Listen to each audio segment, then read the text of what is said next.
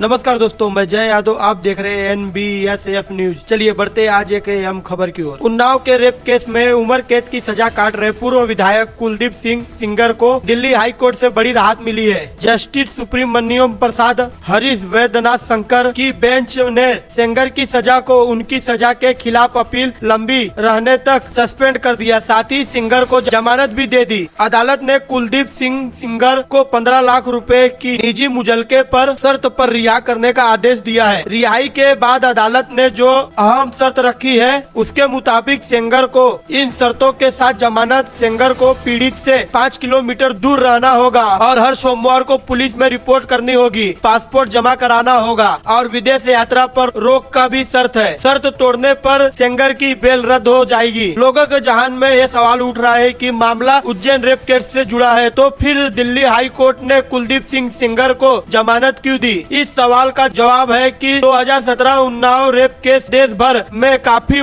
चर्चा था। अगस्त 2019 में सुप्रीम कोर्ट ने उन्नाव रेप केस के जुड़े 4 मामलों का ट्रायल दिल्ली ट्रांसफर कर दिया था। आदेश दिया था कि इसे रोजाना सुना जाए और 45 दिन के भीतर पूरा किया जाए। दिसंबर 2019 में ट्रायल कोर्ट ने कुलदीप सिंह सेंगर को दोषी ठहराते हुए उम्र कैद की सजा सुना दी थी। सेंगर ने इस फैसले को दिल्ली हाई कोर्ट में चुनौती दे दी थी। ट्रायल कोर्ट ने यह भी निर्देश दिया था कि सीबीआई पर्याप्त कदम उठाए ताकि पीड़ित और उनके परिवार को जान और स्वतंत्रता की रक्षा की जा सके। इससे परिवार की सहमति से पीड़ित के लिए मकान और पहचान बदलने की व्यवस्था शामिल थी। कोर्ट ने सफा कहा था कि सेंगर के लिए कोई सहानुभूति नहीं है। एक लोकतंत्र व्यवस्था में एक लोकतंत्र सेवक होने के नाते सेंगर को लोगों का विश्वास प्राप्त था, जिससे उसने तोड़ा और दुराचार्य का एक कृत्य ऐसा करने के लिए काफी था। अदालत के फैसले पर कुलदीप सिंह सेंगर जज के सामने